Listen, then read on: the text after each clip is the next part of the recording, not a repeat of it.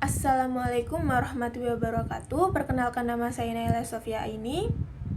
NIM saya 06020124068. Di sini saya akan menjelaskan materi dari bab 1 sampai bab 6 dari mata kuliah Fikih Muamalah Faraid.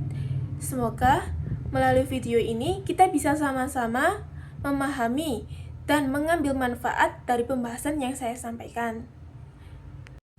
Pembahasan pertama yang akan saya bahas yaitu tentang pendahuluan fikih muamalah. Pengertian ilmu faraid merupakan ilmu yang berkaitan dengan genealogi dalam kitab fikih. Secara bahasa, kata ini adalah jamak dari kata farido yang berasal dari kata fardo, berarti ketentuan. Farido adalah jatah tertentu sesuai syariat bagi setiap keadilan serta maslahat yang dia ketahui. Ruang lingkupnya yaitu adalah aturan pembagian harta warisan sesuai syariat Islam. Yang kedua, menentukan siapa yang berhak dan tidak berhak mewaris. Yang ketiga, menetapkan besaran bagian ahli-ahli waris. Dan yang keempat, berdasarkan Al-Quran, hadis, ijma, dan al-ijtihad ulama. Yang ketiga, sejarah perkembangan ilmu faraid. Jadi sebelum Islam itu, masyarakat jahiliyah itu memberikan warisan kepada laki-laki yang kuat.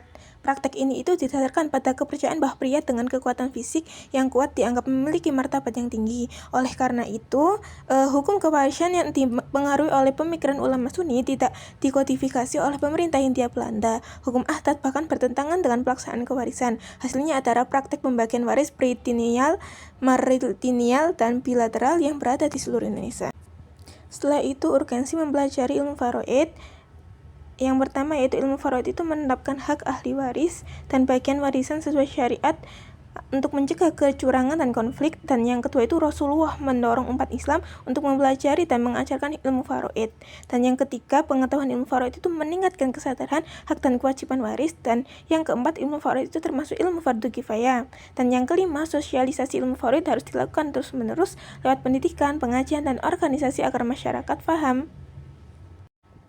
Nah, sumber hukumnya itu ada tiga dari Al-Quran, hadis, dan ijma dan qiyas. Kalau Al-Quran itu dalam surat An-Nisa ayat 11, kalau hadis itu hadis riwayat Ibnu Majah, Ad-Darutikoni, Al-Hakim, dan Al-Baihaqi. Dan ijma dan qiyas itu berdasarkan kesepakatan para ulama dalam menetapkan hukum waris, sedangkan qiyas analogi hukum untuk kasus di luar teks ulama.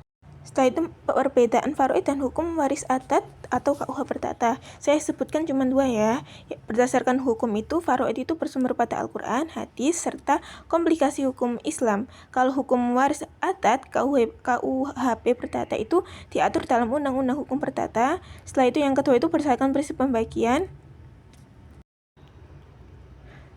Berdasarkan prinsip pembagian itu, faraid itu proporsional. Laki-laki dapat dibagi 2 kali lebih besar dari perempuan. Kalau berdasarkan hukum waris adat atau KUHP perdata itu setara. Semua anak mendapatkan bagian yang sama. Untuk tujuan mempelajari ilmu faraid yaitu yang pertama, memahami aturan waris Islam agar pembagian adil sesuai syariat. Yang kedua, menjaga hak ahli waris. Yang ketiga, mencegah perselisihan. Dan yang keempat, serta menciptakan keadilan, keseimbangan, dan keharmonisian dalam keluarga. Setelah itu, hubungan antara faraid dengan paradigma OB. Dalam pembelajaran hukum waris Islam, OB itu mengarahkan peserta didik tidak hanya memahami teori, tetapi juga menguasai kompetensi praktis seperti memahami hukum waris, mengidentifikasi ahli waris, membagi warisan sesuai aturan, dan lain-lain. Setelah itu, relevansi faraid di era modern. Nah, ilmu faraid itu tetap relevan di era modern sebagai pedoman pembagian warisan yang adil sesuai syariat Islam, dengan prinsip memberikan aturan jelas dan seimbang, melindungi hak ahli waris, termasuk perempuan dan anak-anak. Kesimpulannya adalah ilmu faraid adalah cabang fikih Islam yang mengatur pembagian warisan secara adil berdasarkan Al-Quran dan hadis. Ilmu ini tuh menetapkan hak ahli waris secara rinci untuk menjaga perselisihan, memberikan hak juga kepada perempuan dan anak-anak berbeda dengan sistem pewaris jahiliyah. Sumber utamanya adalah Al-Quran dan hadis, ijma, dan qiyas. Sekian penjelasan yang dapat saya sampaikan. Terima kasih atas perhatiannya teman-teman semua.